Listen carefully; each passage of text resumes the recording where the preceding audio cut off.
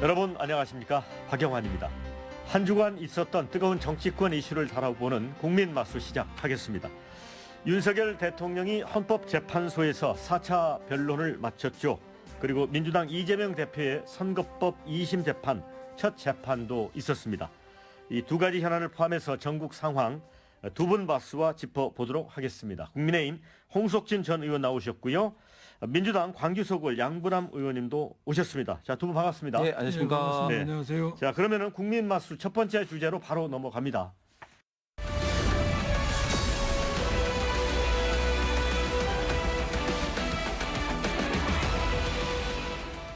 윤석열 대통령 탄핵 사건 4차 변론 기일이 약 4시간 만에 끝났습니다.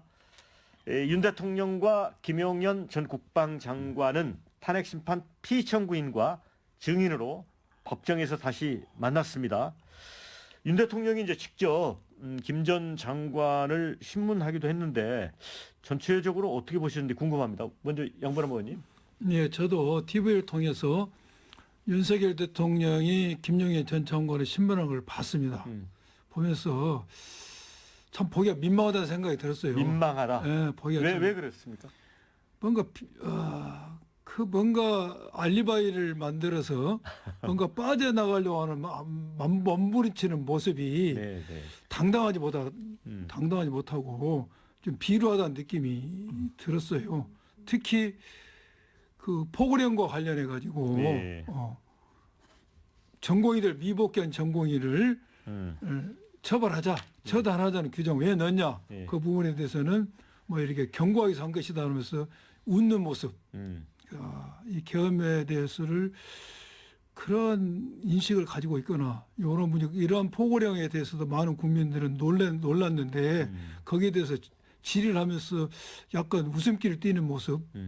또한 전체적으로 어떻게 해서든지 빠져나가 보려고 포고령 작성 그다음에 쪽지 문제에 대해서 알리바이를 만들려는 모습을 보면 당당하지 못하다. 계엄을 선포해서 지금 쿠데타인데 친위 쿠데타를 일으켜서 실패하면은 거기에 대해서 그걸 책임을 감수할 자신감도 없이 했는가. 또한 본인이 최초에 이 계엄을 선포하고 나서 언론에 나타났을 때 수사든 탄핵이든 정정당당하게 임하겠다는데 정정당당하게 임하겠다는 모습이 이런 모습인가 싶어서 보기도 안타깝습니다. 네. 저도 이제 좀 이제 포고령 관련해서 김용현 전 장관이 관사에서 이제 개인 노트북으로 직접 작성했다 하는 부분하고 전공의 처단 조항도 처음부터 내가 썼다. 그런데 이제 전공의와 관련해서는 김용현 전 장관이 관심을 가질 그 사안은 아닌 것 같기도 하고 그래서 좀 의아한 부분도 있었거든요. 어떻게 보셨어요?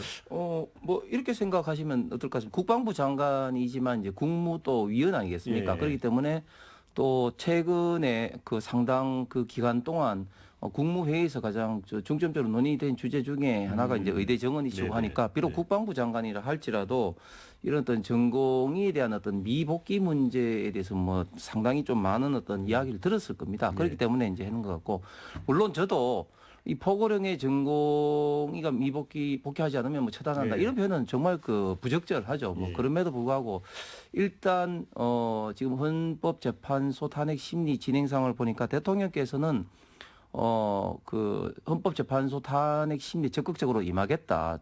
특히 뭐 생방까지도 요구했을 정도로 했는데 지금 현재 그런 어떤 대통령께서 탄핵 심리에는 뭐 어떤 것보다 좀 적극적으로 임하시는 것 같습니다. 그런데 결국 또 그렇게 될 수밖에 없는 게 이 비상계엄의 선포권자 그리고 또 헌법상에 주어진 유일한 이 선포권자는 또 대통령이고 그 과정이라든지 그런 거는 누구보다도 굉장히 많이 알고 있고 가장 잘 알고 있기 때문에 그런 것들에 대해서 국민들에게 소상히 좀 설명을 하고 특히 지금 가짜뉴스 속은 또 언론에 왜곡 보도된 이런 부분도 상당히 있기 때문에 이런 어떤 부분에 대해서는 사실관계를 명확하게 할 필요성이 있어서 이제 앞으로도 대통령께서 이제 많이 이제 나오시고 이제 설명하실 것 같은데 저는 두 번의 3차, 4차 변론 때 대통령이나 김용현 장관이 말씀하는 걸 통해서 저도 조금 궁금했던 부분들도 상당 부분 또 해소되는 그런 어떤 부분들도 상당히 좀 많이 좀 나왔습니다. 근데 이제 그동안 이제 국회에서 나왔던 이제 군 지휘관들의 증언 가 이제 윤 대통령의 진술이 이제 배치되는 측면이 있었고 또 김영현 전 장관에게 책임을 떠넘기는 듯한 그런 면도 있어서 사실은 두 분 사이에 또 진실 공방이 오가지 않을까. 그런데 의외로 호흡이 착착 맞았고 예. 직접 신문도 보면 뭐 윤 대통령이 이렇게 하면은 또 거기에 호응해서 답변을 하고 그래서 어느 신문은 장세동을 떠올리게 한 김영현 전 국방장관이다 이런 기사도 뽑았더라고요. 이게 무슨 뜻일까요, 그게? 그러니까 방금 말씀하신 언론에서 일부 언론에서 문제를 제기한 것처럼 뭔가 김영현 전 장관이 책임을 뒤집어 쓰는 듯한 인상 이걸 보면서 많은 사람들이 말을 맞췄을 거라고 이제 생각을 하고 있습니다. 그리고 그런 뉘앙스도 있죠. 지난번에 장세동 같은 그런 모습인데 저는 어떠한 모습으로 비치냐 이게 중요한 게 아니라 예. 대통령으로서 그러한 비상계엄을 선포하고 그랬다면은 거기에 대해 책임지는 모습을 보는 게 중요한 것이지 미세한 부분에 있어서 뭔가 법률적으로 사실적으로 틈바구를 만들어보는 그 모습이 당당하지 않다는 거예요. 예를 들어볼까요? 포고령에 있어서도 어찌됐든 그걸 누가 작성했냐가 중요한 것이 아닙니다. 최종적으로 그 내용을 대통령이 수용한 거 아닙니까? 그리고 그 포고령의 가장 중요한 부분 제1호 국회의 정치활동을 금지했다는 부분인데 우리 현행법은 계엄법에 의해서도 헌법에서도 계엄 비상계엄 상황에서도 국회의 정치활동 금지할 수 없도록 되어 있습니다. 그러자면 이 비상계엄을 대통령이 선포할 수 있지만은 국회가 해제 요구를 할 수가 있거든요. 그래서 79년도 12.12 군사 코다트 때 이랬던 비상계엄 80년대 5.17 확대했던 계엄에도 그런 국회 활동 금지 규정이 나오지 않았다는 거 아닙니까? 근데 누가 작성했냐 중요한 게 아니라 저는 그것을 수용했다는 것이 대통령이 또한 그 각 국무위원들이 줬던 쪽지 문제에 있어서도 여러 가지 정황을 보면은 지금 누가 거짓말한지 드러나고 있는 겁니다. 김용현 장관이 쪽지를 워드로 작성했다고 자기 관사에서 썼다는데 대통령의 지시 없이 어떻게 각 국무위원에게 쿠데타 때 비상계엄돼야 될 인물을 자기 마음대로 적었겠습니까? 당연히 대통령이 지시를 받았고 적은 내용을 대통령이 확인을 받았겠죠. 또 조태열 장관은 대통령한테 직접 받았더라고. 최상목 권한대행은 처음 국회에서 왔을 때는 대통령한테 직접 줬냐 받았냐를 전전한 질문에 받았다고 했다. 그 다음에는 대통령이 자기 이름을 부르면서 그 쪽지 봐라 하니까 옆에 신문자도 받았다는 것이고 요만한 최소한 미니멈 대통령이 쪽지의 존재를 알고 그 내용도 알고 이렇게 국무장관에게 물리적으로 직접 줬던 어떤 실무자를 통해 줬던 인간에 줬다는 것이죠. 그래서 그런 미세한 차이점을 대통령이 만들려고 노력하지 마시고 저는 옛날 박근혜 대통령 때처럼 책임지는 좀 모습을 당당히 보였으면 하는 안타까움이 있어요. 이제 국회 군투입과 관련해서도 완전히 이제 엇갈리는 증언이 나왔습니다. 이제 곽종근 특수사령관은 대통령이 전화를 해서 헬기를 탄 707 특수산 임무단 어디쯤에 이렇게 물었다고 이제 진술을 한 바 있는데 김영현 전 장관은 특전사 헬기 투입 등은 내가 직접 작전을 세웠고 대통령에게 보고 안 했다 이렇게 진술했습니다. 그리고 군을 한 5, 6만 명까지 동원하려고 했는데 대통령이 소수만 하라고 그랬다 이렇게 진술해. 이게 이제 헌재 심판 과정에서 이게 굉장히 중요한 부분이잖아요. 그렇습니다. 예. 왜냐하면 일단 이번 비상계엄이 정말 대통령직을 수행할 수 없을 만큼 위헌적이고 법률적이어서 중대한 어떤 위반 사유가 좀 있게 되기 위해서는 일단 기본적으로 국회를 어떻게 이제 진짜 어떤 봉쇄를 했느냐, 그리고 거기 따른 어떤 그런 여러 가지 문제점이 있었느냐 이런 것을 이제 볼 수밖에 없는 그런 상황인데 사실 누구나 알듯이 처음에는 군대를 이제 그 특수사 그리고 소방사를 중심으로 해서 280명이 갔다가 추가적으로 한 7, 80명 정도 더 또 동원이 실탄이 없는 대로 이제 동원이 됐죠. 이제 그런 어떤 과정에서 사실 저도 12월 3일 비상계엄 때 모 방송에 이제 방송을 이제 하다가 그 이야기를 듣고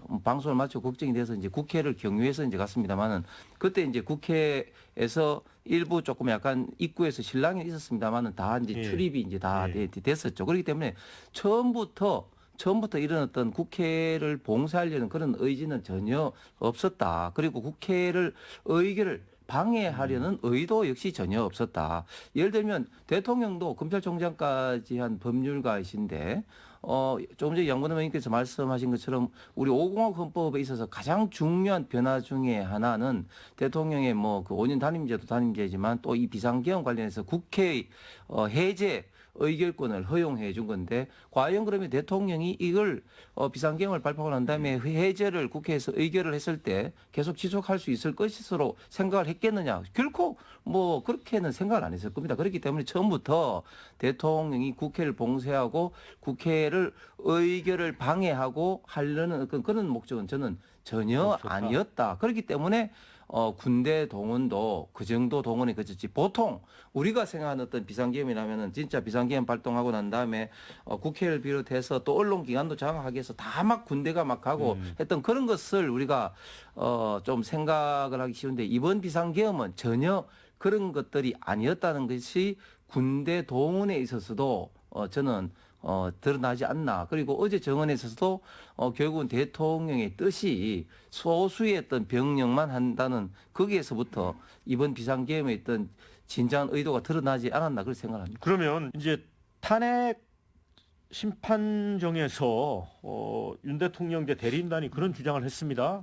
일각에서 이거를 계엄령이 아니라 계몽령이라고 한다. 그러니까 계몽령이라는 건 뭔가 깨우친다는 거잖아요. 네. 그러니까 홍 의원님은 그런 거였다고 보시는 거예요?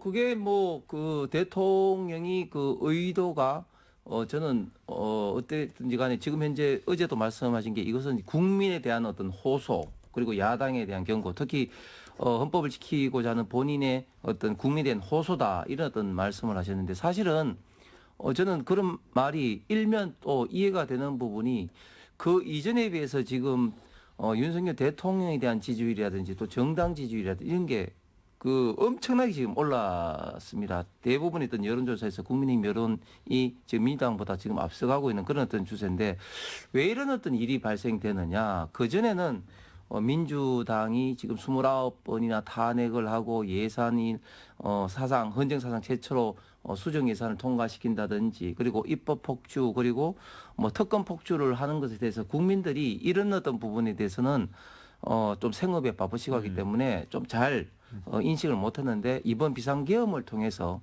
그런 부분을 이제 인식하면서 아 이거 민주당이 해도 너무하는구나. 특히 또 이재명 대표의 어떤 사법 리스크 때문에 이렇게 국정마비, 헌정마비를 지금 시키려는 이런 어떤 태도가 정말 너무하는구나. 이런 어떤 인식을 이제 절실히 하게 됐다. 그런 측면에서 뭐 지금 뭐 비상계엄이 아니라 비상계몽령이다. 이런 어떤 이야기가 시중에서도 회자되고 있기 때문에 그런 점들을 대통령 변호인단도 이야기를 한 것 같습니다. 그런데 이제 또 반대쪽에서 보면 그 한동훈 전 대표도 그랬고 지금 오세훈 서울시장도 비상계엄에 대해서 유연 위법적인 거라는 걸 분명히 입장을 밝혔었잖아요. 그런데 뭐 여론조사에서 이제 상승이 좀 이어진다고 해서 또 이렇게 논리를 펴는 게 어떨까요? 지금 예. 이번에 한마디로 이야기하면은 적절한 예가 될지 모르지만 버쩍 좀 계몽령 이야기 듣고 예. 사람을 죽이려고 했어요. 칼로 목을 한번 탁 쳤는데 칼이 잘못 나고 살아났어요. 그러니까 내가 너 죽이려고 한 게 아니야. 예. 놀라게 하려고 했어. 예. 요런 비유 같아요. 이 계엄령이 지금 비상계엄을 선포했던 요건에 대해서는 뭐 여러 번 언론에 나왔으니까 말할 필요 없어요. 전시 사변 이에 준하는 사퇴해야 됩니다. 그런데 12월 3일 대한민국 너무나 고요했습니다. 전시 사변도 이에 준하는 비상 사퇴도 안 했습니다. 그래서 요건과 절차가 흥했던 것이고 국회 봉쇄는 저는 그날 밤 11시 30분에 국회에 갔습니다. 포고령이 11시 30분에 내렸습니다. 국회 봉쇄에 들어갈 수가 없었습니다. 제가 행안위 소속 국회의원이라도 들여주지 않습니다. 그래서 저는 담으려면서 국회에 들어갔어요. 네. 그래서 국회 봉쇄는 11시 반 포고령이 내리기 전까지는 출입을 허용했지만은 11시 반부터는 철저하게 국회의원도 통제했다. 그리고 조조 청장 말에 하면 6번 윤석열 대통령이 전화를 하면서 빨리 막으라 전화를 했다는 거 아닙니까? 또 하나는 국회 내에 병력이 얼마가 투입되냐가 중요한 게 아닙니다.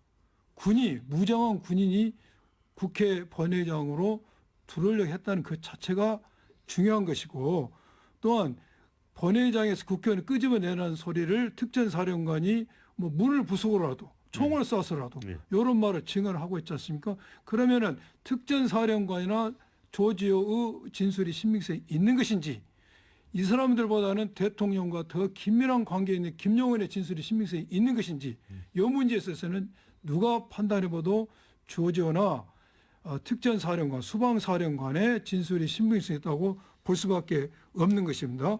그리고 이게 많은 사람들이 이야기한 것처럼 민주당이 예산 삭감하고 입법 폭주하고 탄핵하니까 이런 국회에 대해서 계몽하기 위해서 겁주게서 했다는데, 국회는 원래 그런 것입니다. 입으로 싸움하는 것이 국회입니다. 그럼 어떻게 해야 되죠? 군을 동원해서 겁주려고 할 게 아니라 협치를 발휘하죠. 정치력을 발휘해서 그런 대화의 문구를 트는 것이 합리적이지, 국회가 마음에 안 들고 이러니까 가서 군인을 보내고 무장한 경찰과 군을 보내서 겁을 주겠다는 것은 말이가 맞지가 않습니다. 그리고 비상계엄이 위법하다는 것은 이미 모든 보수에서도 인정하고 있는 거 아닙니까? 그래서 저는 계몽령이라는 말은 제가 조금 전에 언뜻 떠올라서 이야기한 것처럼 사람 죽이려고 칼 한 번 썼는데, 예? 안 죽으니까 너 겁주려고 했다고 생각이 드는데, 지금 이 비상계엄이 실패했어요. 친위 쿠데타가 실패한 이유는, 첫째는 시민들과 현장에 동원됐던 군인들의 어떤 시민들의 적극적인 방어, 군인들의 소극적인 태도가 이 우리 민주 의식이 컸다는 것이죠. 그 두 번째는 많은 국회의원들이 도망갈 줄 알았을 겁니다. 그런데 많은 야당 의원들이 담을 넘고 모든 어떤 리스크를 안고도 들어와서 속히 해제 결연을 했기 때문에 이런 거 아닙니까? 해제 결연을 모르겠다는 말이 안 돼요. 특전사령관이나 이 사람 진술은 정족수 안 되는데 빨리 끄집어내라고 이야기했다는 거 아닙니까? 그래서 요 말은 너무 비루하다. 변명이 저는 그 생각이 들어요. 글쎄 뭐 그런 방금 말씀하신 특전사령관이라든지 이런 어떤 사람들의 진술이 신빙성은 좀 따져봐야 되겠죠. 왜냐하면 곽정근 특전사령관의 이야기가 계속 달라졌어요. 왜냐하면 처음에는 비상계엄을 언제 알았냐 했더니 방송을 보고 알았다고 했다가 또 김병주 의원 그 유튜브에 나와서는 뭐 며칠 전에 뭐 알았다고 이야기했다가 또 어떤 또 진술에서는 대통령이 도끼를 부수고라도 들어가라고 끌어내라. 이야기했는데 또 나중에는 나는 도끼 이야기한 적은 없다. 그렇게 이야기를 했어요. 그다음에 처음에 또 김병주 의원하고 박선호 의원 유튜브에 자세히 보시면은 어제 김용현 장관이 이야기했던 그대로 이야기입니다. 요원들하고 국회 직원들하고 엉키니까 사고 날지 모르니까 요원들을 끌어내라고 내가 이야기했다. 의원들이 아니라 거기 유튜브에 나와요. 요원들을 끌어내라고 이야기했다 하니까 옆에 있던 김병주 의원이 의원들을 끌어내라 했단 말이죠. 하니까 예 하고 이런 식으로 또 말을 바꿉니다. 그렇기 때문에 곽정근 사령관의 이야기가 어느 정도의 타당성이 있느냐는 좀 따져봐야 될 것 같고, 그리고 저는 이번 비상계엄이 일부 문제가 있다는 것도 저도 이제 인정을 하지만, 결국은 대통령의 지금 탄핵 심리에 대해서는 중대한 위반이 있어서 대통령직에 수행할 수 없을 정도가 되느냐가 결국은 이번에 이제 쟁점이 될 텐데, 일단 비상계엄의 어떤 목적이 친위 쿠데타다 이렇게 저는 정의하는 것은 좀 너무 섣부르다. 왜냐하면 비상계엄을 통해서 그럼 대통령이 얻을 수 있는 게 본인이 그러면 종신 대통령, 종신 총통을 하기 위해서 이런 것을 했습니까? 저는 절대 그렇지 않다. 왜냐하면은 구체적으로 뭐 어떻게 뭐 헌법을 바꾸고 어떤 목적을 하는 그런 게 지금 현재 전혀 의도가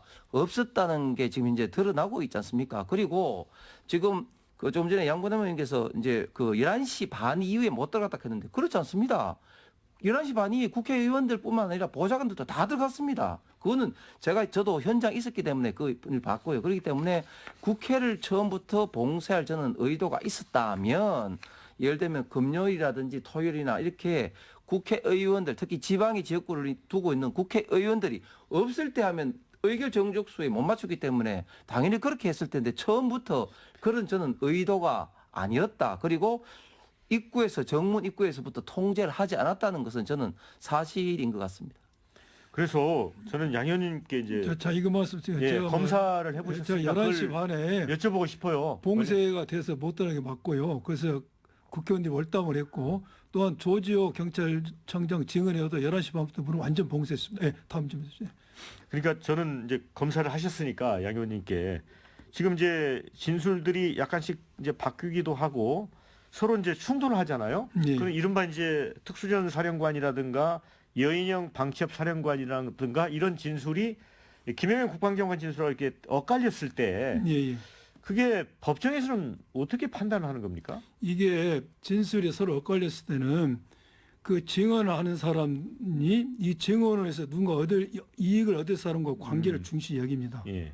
또한 증언하는 데 있어서 그 숫자도 중요하겠죠. 예. 단 한 사람이 말한 거하고 여러 사람이 공통적으로 이야기한 걸 볼 겁니다. 예. 그런데 저는 이러한 미세한 차이에서 증언의 차이가 중요한 게 아닙니다. 예. 윤석열 대통령이 인정하는 것 자체로도 쿠데타가 돼버립니다. 음. 왜? 본인이 포고령 인정하지 않습니까?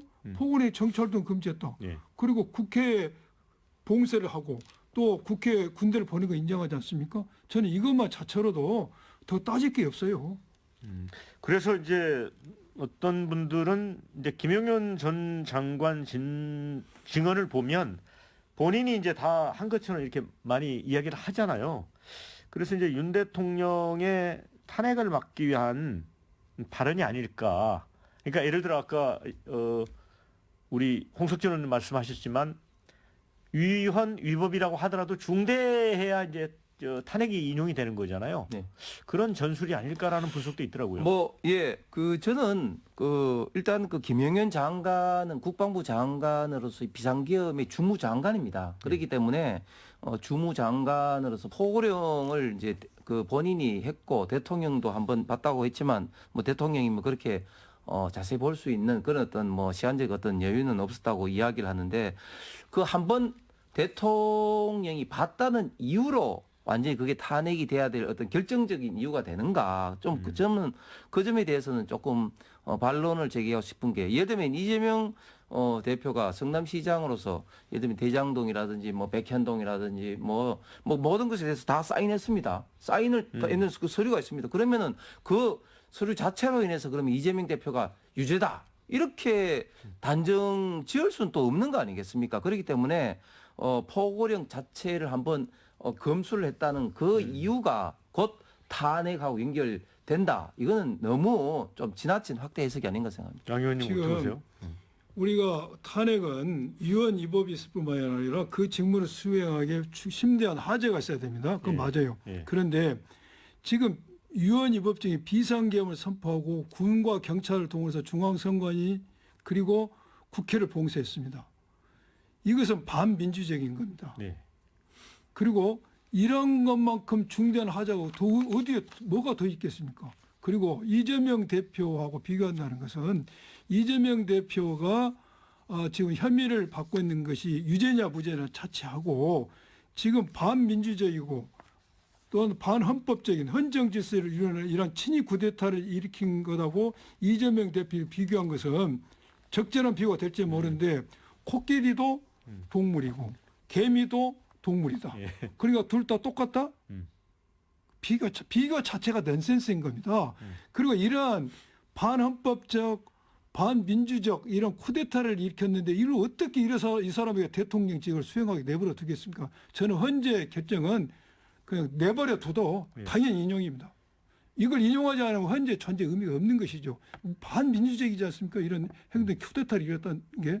그래서 이것은 우리가 보수 세력에서도 옹호하고 싶겠죠. 그러나 옹호할 것이 따로 있는 것입니다. 이러한 보수든 진보든 우리가 정치를 하는 사람들은 대한민국의 정치를 목적이 뭡니까? 민주주의를 위한 것입니다. 정당이 존재하는 것도 대의민주주의를 위해서 존재하는 것인데 이번에 윤석열 대통령이 한 행위는 반민주적 행위예요.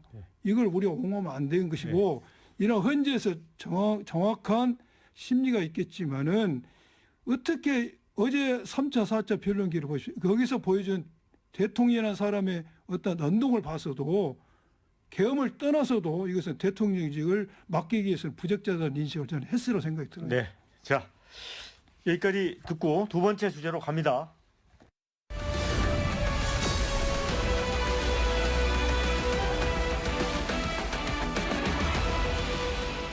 자, 이제 공수처가 내란 우두머리 혐의를 받고 있는 윤 대통령 사건을 검찰에 보내고 기소를 요구를 했습니다. 자, 어떻습니까? 그런데 검찰의 수사 의지를 놓고는 퀘스천 마크를 찍는 사람이 많단 말이죠. 공수처에 지금 이제 수사를 하는 거 보고 정말 잘못 만들어진 어떤 그런 어떤 기관이구나. 잘 아시는 것처럼 공수처는 2019년도에 문재인 정부 때 민주당의 주도로 만들어졌는데 기존에 우리 대한민국의 수사는 경찰, 기소를 검찰에서 하고 재판을 사법부에서 하는 이런 어떤 기존의 사법 체계와는 완전히 그 맞지 않는 돌연변이적 어떤 성격이 있는 기관으로서 처음에 태생적으로부터 문제가 많았었는데 이번에 하는 거 보고 진짜 공수처는 진짜 폐지해야 되겠다 하는 생각을 더 가지게 됐습니다. 우리가 인생은 뭐 공술에 공석을 하는 그런 어떤 표현도 있지만 이번에 공수처의 수사는 진짜 이런 그대로 빈손으로 끝났기 때문에 공술의 공수처다 이런 생각도 드는데 저는 크게 두 가지 문제점이 있었다. 첫 번째 근대 사법 시스템의 가장 중요한 것은 첫 번째 이제 피의자 인권 보호고 두 번째는 절차적 어떤 법치주의, 어떤 민주주의 지키는 것인데 일단은 인권 보호에 있던 측면에서 현직 대통령 이전에 한 사람의 국민으로서 지금 대통령에 대한 거 보면은 하루 종일 헌법재판소에서 탄핵 심리를 하고 오는데 또 구치소에 가서 또 옥중 조사를 하려고 하는 거라든지 서신이라든지 또 가족 면회까지도 다 이렇게 하는 걸 보면서 야 이거는 정말 기본적인 인권까지도 침해하는 거구나 이런 어떤 생각이 들었고 두 번째 수사권이 없는 공수처가 무리하게 영장 쇼핑, 판사 쇼핑을 해가면서 영장을 강제 집행하는데 형사소송법 110조, 111조를 위배해가면서까지도 하는 이런 어떤 많은 어떤 그 절차상의 문제점을 내포하고 있는 이런 무리한 체포 수사하는 그런 어떤 과정 속에서 저는 많은 국민들이 갈등과 분란을 일으켰는데 또 결국 그 결과는 수사 한번 제대로 못하고 그냥 검찰의 기소 의견으로 송치를 한. 그래서 이게 공수처가 그러면 지금까지 이렇게 난리를 뜬 건 무엇인가? 한 건 크게 했다는 어떤 그런 이유로 회식하기 위해서 그렇게 했나? 이런 생각밖에 들지 않습니다. 양 의원님, 뭐 공수처가라도 윤석열 대통령을 체포를 했잖아요. 네. 공수처가 이번에 윤석열 대통령 수사 이전에도 과연 제대로 기능을 하고 있는지에 대해서는 사실 많은 국민들이 회의를 한 건 회의를 어떤 신뢰를 하지 못한 건 맞습니다. 이 조직이 제대로 기능을 할 수 있도록 여러 가지 보완을 해야 된다는 생각이 듭니다. 특히 공수처 검사나 수사관은 비정규직입니다. 신분과 정년이 보장되지 않은 사람들입니다. 그렇기 때문에 어떤 비전이 없어요. 그래서 앞으로 공수처의 수사관과 검사를 선발할 때 이걸 정년을 보장된 신분제를 해야 되는 생각이 들고요. 두 번째는 많은 사람들이 공수처가 이번에 수사한 것이 적법하지 않다라고 주장합니다. 거기에서는 두 가지를 주장하죠. 첫째는 관할권이 없다고 이야기하고 있습니다. 그 관할권이 없는 부분에 있어서는 지금 공수처나 검찰에서는 직권남용죄와 관련된 범죄를 수사할 수 있다는 근거를 가지고 수사를 했습니다. 여기에 대해서 여러 가지 논란이 있었지만은 일단 우리 법률의 최종 판단을 할 수 있다는 사법기관에서 5번에 걸쳐서 공수처에 수사하는 데 문제가 없다고 해서 일단락 수사권 문제를 매듭을 지어준 겁니다. 5번이 뭐죠? 체포영장 2번, 그리고 집행이익신청에 대한 1번, 체포적부심 기각 1번, 구속영장을 발부함으로써 관할권은 일단 일단락 문제가 된 것입니다. 또 하나는 방금 우리 홍 의원님이 말씀하신 것처럼 꼭 체포를 해야 되느냐 이런 문제, 보여주기가 수사 아니라고 하는데 수사에 있어서는 조사도 중요하지만 형평성이 굉장히 중요합니다. 윤석열 대통령의 지시를 받아서 이런 쿠데타를 일으켰던 장성과 경찰 수뇌부는 다 구속이 됐습니다. 다 체포가 돼서 구속이 됐습니다.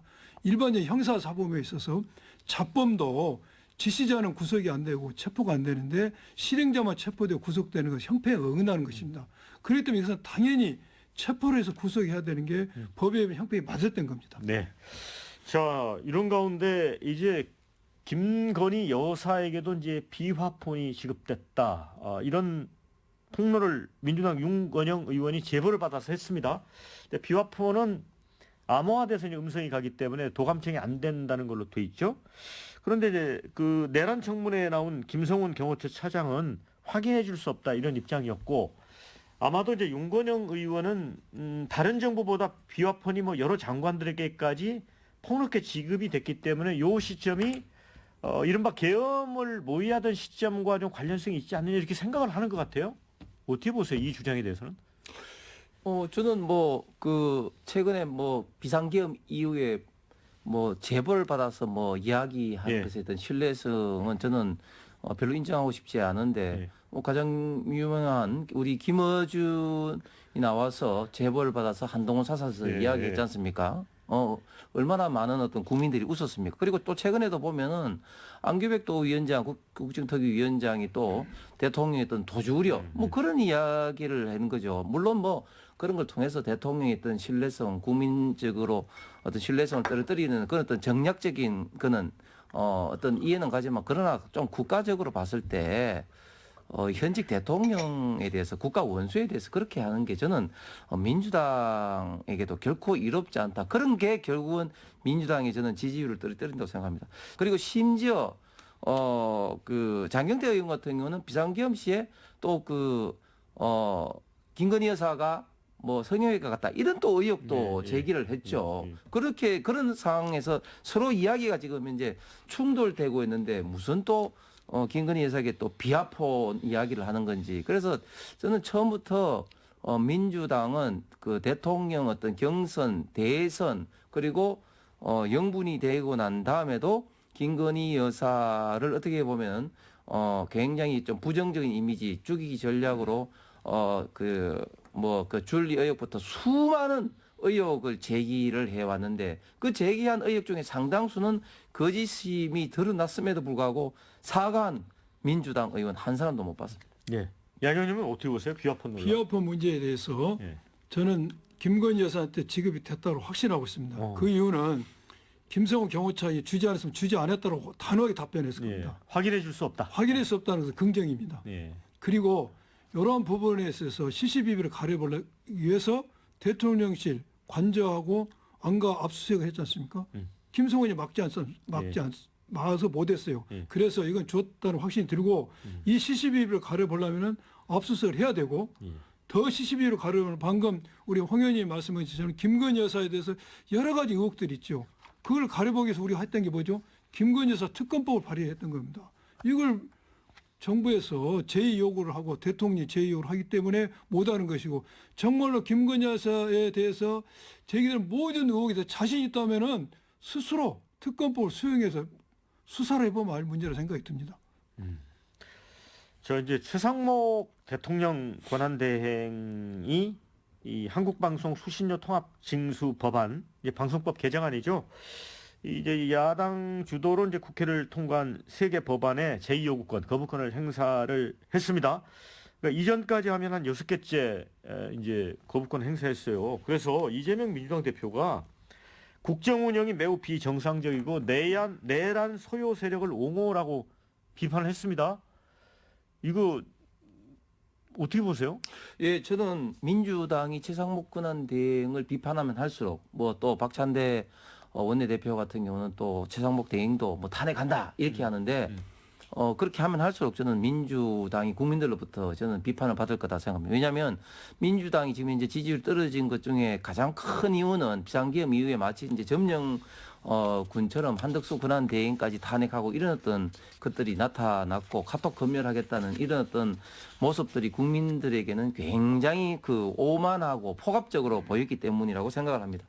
지금 최상목 권한대행이 3가지 법안에 대해서 이제 제 요구를 했는데요. 제가 3가지 보니까 다 굉장히 나름대로 큰 문제가 있습니다. 예를 들면 KBS 수신료 이 문제는 결국은 이제 전기료에 붙여서 한전이 하는 이런 어떤 방식에 대해서 많은 국민들이 비판을 하기 때문에 그것을 이제 분리 징수를 했는데 물론 지금까지 이제 분리징수하는데 나름대로 좀 어려움도 있었습니다만 좀 정착되는 과정이었습니다. 제가 조사를 해보니까 현재 분리징수에 응하는 가구가 한 1,500만 가구가 되고 있습니다. 이렇게 정착되는 과정에 이걸 또 붙인다? 이렇게 돼서는 어떤 국가 정책의 어떤 연속성이 떨어지는 것이고 또 국가 범죄에 대해서는 또 소멸시효를 없앤다? 이것도 지금 현재 우리 형사법의 기본적인 어떤 그 균형감이라든지 또 과잉 처벌의 그런 우려가 있습니다. 또한 어떤 교육부 관련해서 AI 디지털 교과서를 만드는 이런 것을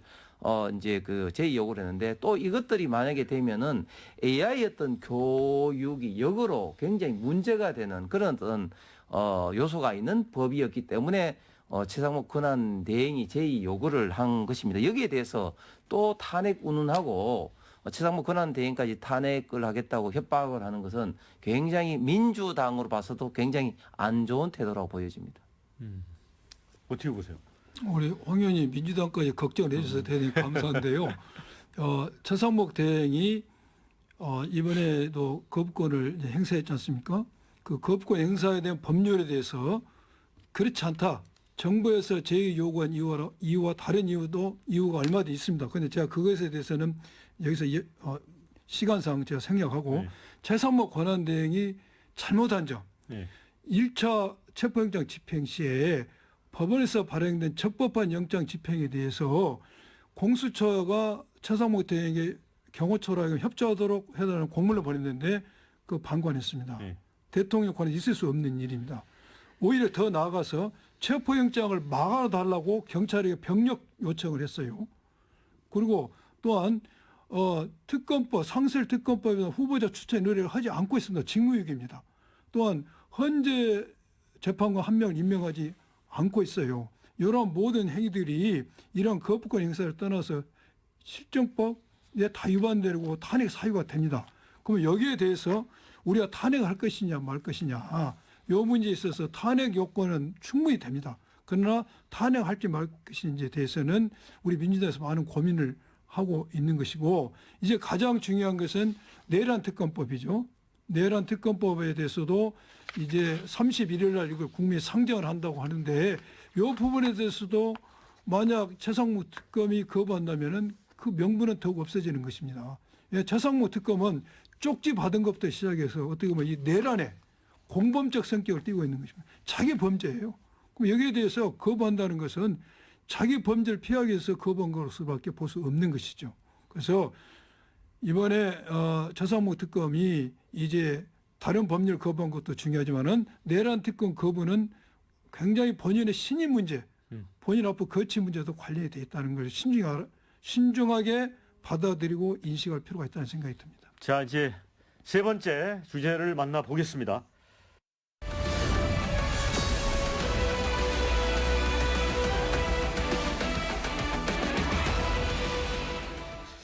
이재명 민주당 대표가 이제 신년 기자회견을 열었습니다. 그 기자회견문을 보면 거의 뭐 대선 출정식이라고 할까요? 그런 이 폭넓은 국가 운영에 대한 어떤 비전이랄까요? 이런 걸 담았습니다.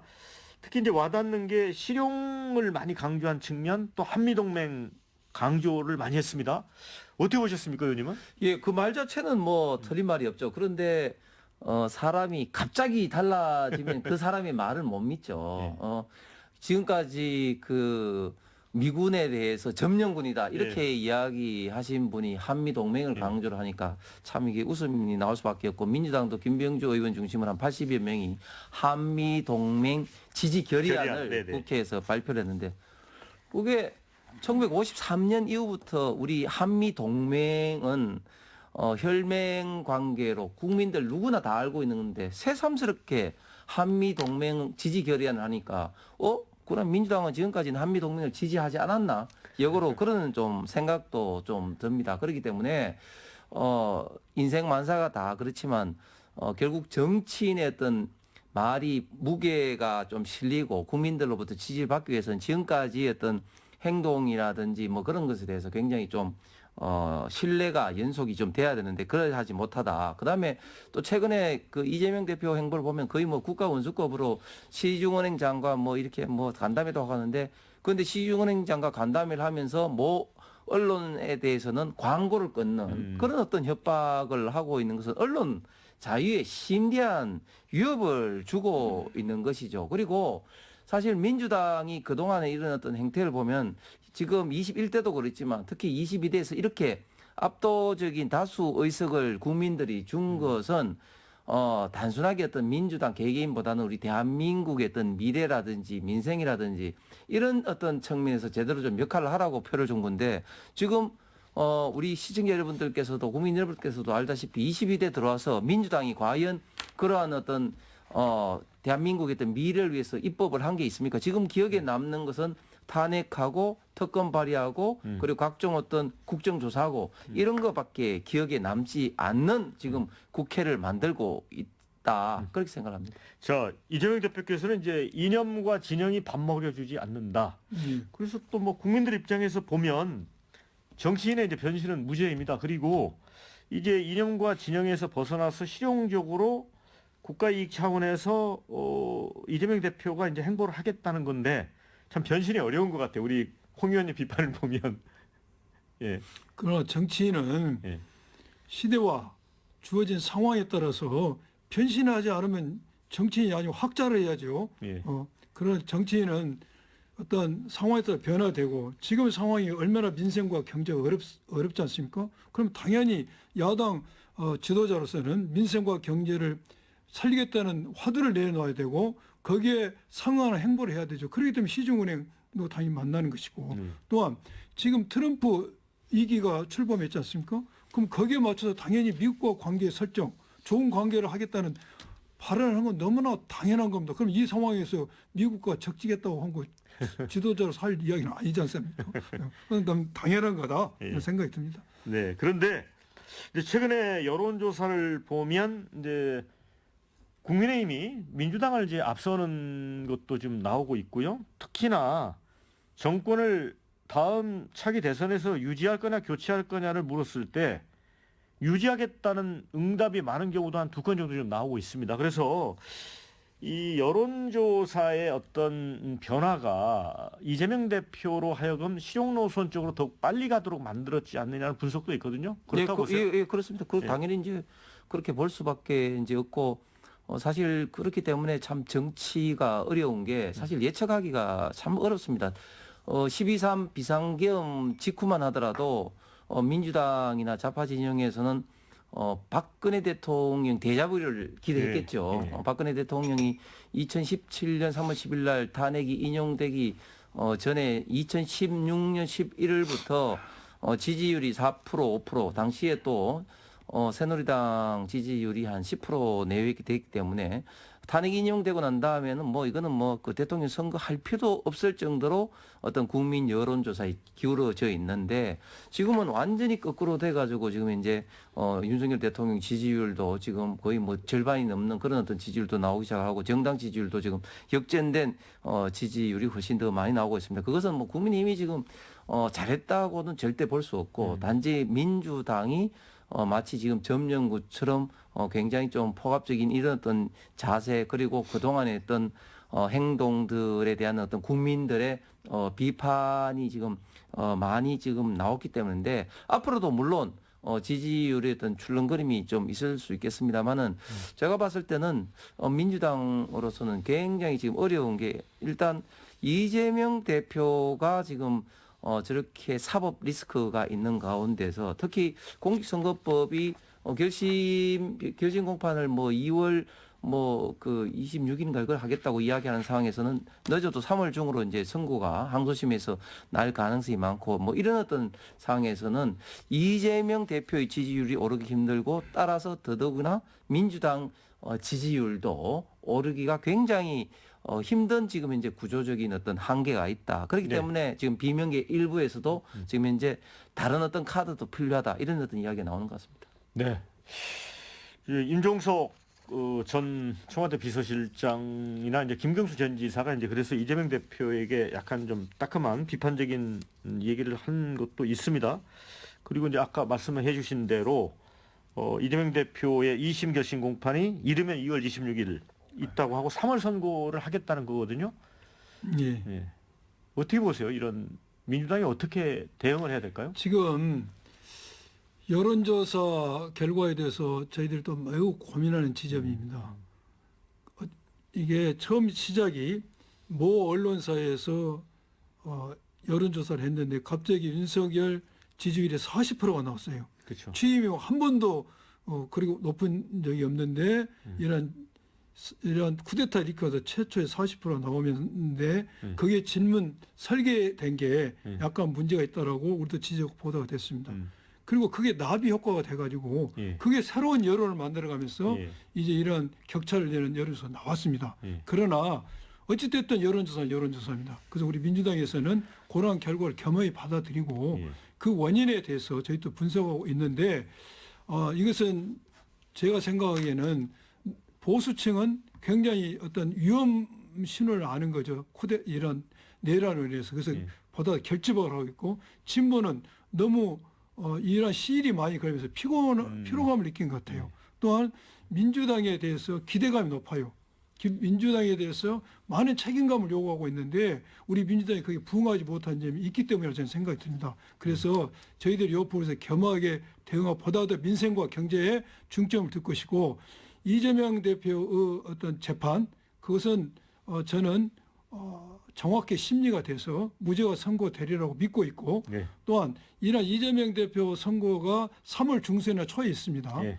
그리고 설사 거기서 유죄가 선고된다 할지라도 예. 법률적으로 대통령 피선권이 없어진 게 아닙니다. 예. 대법원에 나와야 되기 때문에 그렇죠. 예. 그런데 그 상황에서 비명계나 다른 계에 통해서 대안을 모색한다는 것은 우리 단일대 민주당에 도움이 되지 않다는 생각이 듭니다. 네, 자 그래서 이제 마지막으로 이진숙 방송통신위원장이 사실은 이틀 근무하고 탄핵 소추가 됐습니다.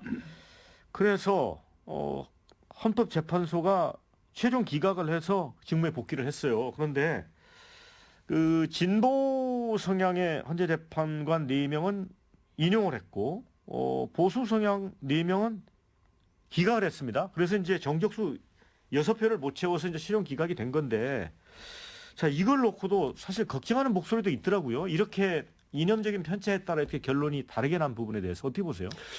지금 헌재가 지금 4대4 구조를 굉장히 좋아하는 것 같습니다. 예. 일단 우리법 연구의 4, 비우리법 연구의 4, 남녀가 또 4. 예. 이번에 또 이진숙도 예. 방통위원장 할 때도 또 4대4. 예. 예. 저는 윤석열 대통령 탄핵도 4대4가 될 수도 있겠다. 이런 어떤 생각도 해봅니다. 그런데 이진숙 방통위원장이 탄핵 기각이 되면서 저는 3가지 문제를 제기하고 싶은데 이게 174일 걸렸잖아요. 예. 이거 왜 이렇게 오래 걸립니까? 이게 이틀 근무한 건데.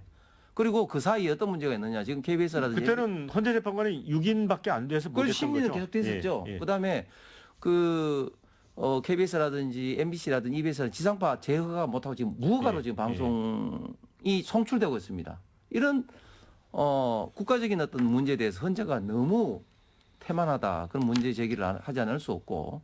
그다음 두 번째 지금 문제는 자 이렇게 탄핵이 기각됐는데 민주당 책임이 없냐? 민주당 이렇게 많이 탄핵 시켜놓고 그러면 기각이 되든 안 되든 뭐 책임이 없는 거냐? 이런 문제를 제기하지 않을 수가 없고 마지막 3번째는 결국 이번에 탄핵 심리의 핵심적인 사항은 방통위법상의 제적 과반수라는 것을 두고 이제 해석을 해서 네. 이제 위법이다 아니다 이렇게 됐는데 결국은 이제 제적이라는 건 기존에 있는 방통위원이다 이게 이제 나머지 기각을 한 4분의 뜻이었습니다. 자, 그렇게 되면 지금 이걸로 인해서 지금 서울행정법원에도 그 MBC 박문진의 권태선 이사장을 비롯해서 이것까지도 이게 위법이다 해가지고 그분들의 인용을 지금 받아들였잖아요. 그러면 이건 또 어떻게 되느냐는 거죠. 이건 빨리 정리를 해야 될 사항입니다. 예, 양 의원님. 예. 그 방통위원장 복귀 관련해서 이제 민주당 책임론도 제기를 했거든요. 어떻게 보세요? 민주당이 책임질 일은 아니고요. 예. 이게 얼마든지 그 민주당 입장에서는 탄핵 소추를 의결할 만한 상황이었고 네. 왜냐 방송이 5인체제 합의제 기구이지 예. 2인체제 독임제 그 취지는 아니었거든요. 예. 또한 그 결과도 뭐 8대 0도 아니고 4대 4로 예. 의견이 나왔습니다. 예, 예. 그래서 민주당 책임론을 논하는 것은 네네. 적절치 않고 예. 우리가 중요한 것은 탄핵 소추에 기각이 됐다 해서 예. 그 위법성까지 치유된 건 아닙니다. 박문진 이사 임명 처분 정지 예. 신청에 대해서 예. 가처분이 받아들였고 예. 법원에서도 그 인용이 됐습니다. 그렇기 때문에 파면이 안 되는 때문에 이 처분이 적법하다는 것은 입고로 될 수 없습니다. 또 하나는 이번에 탄핵 기각이 됐기 때문에 윤석열 탄핵에 대해서도 그 영향을 미칠 것이다. 천만에 맞서 그렇지 않습니다. 이준석에 대한 탄핵과 윤석열에 대한 탄핵은 제가 조금 전에 했던 코끼리와 개미 비교입니다. 그래서 염려 안 하셔도 되는 생각이 듭니다. 네, 자 마무리할 시간이 됐습니다. 두 분께 3, 40초 정도 시간을 드리겠습니다. 마무리 말씀, 홍석준 의원님. 예. 지금 대한민국이 이렇게 혼란스러운 어떤 상황에서 세계는 지금 급변하고 지금 트럼프 행정부 2기가 지금 나왔고 네. 또 중국의 엄청난 어떤 그 경쟁력으로 인해서 우리 대한민국이 경제 산업이 굉장히 어렵습니다. 이런 상황에서 우리 정치권은 좀 더 신중을 해야 된다. 지금 대통령의 지금 탄핵 그 심리는 헌재에 맡기고 좀 더 생산적인 어떤 의정 활동을 통해서 어떤 국민들에게 희망과 그리고 국민 경제 생활에 안정을 주는 좀 그런 어떤 모습을 보여야 되는데 그렇지 않은 상황이 예. 우리 대한민국 국민들이 국회를 더 불신하고 걱정에 예. 빠지는 그런 어떤 상황이 아닌가 생각합니다. 자, 양문환 의원님. 예. 지금 이 어려운 상황에서 우리 정치권이 해야 될 일은 이제 수사와 헌재는 법의 영역으로 돌려주고 예. 우리는 본래의 정치의 영역으로 돌아와서 민생을 살리고 경제를 살려야 됩니다. 그러기 위해서는 국민의힘 측에서 지금 문제되는 내란 특검법도 네. 통과될 수 있도록 하고 예. 헌재 임명권도 3명으로 맞춰줌으로써 모든 게 완성체로서 헌재는 헌재 역할을 수사기는 수사 역할을 우리는 정치의 영역으로 돌아서 민생과 경제를 살릴 수 있도록 했으면 하는 게 제 바람입니다. 네, 자, 두 분 수고 많으셨고요. 함께해 주신 여러분께도 감사하다는 말씀을 드립니다. 저는 다음 주에 찾아뵙도록 하겠습니다. 자, 수고하셨습니다. 예, 고맙습니다.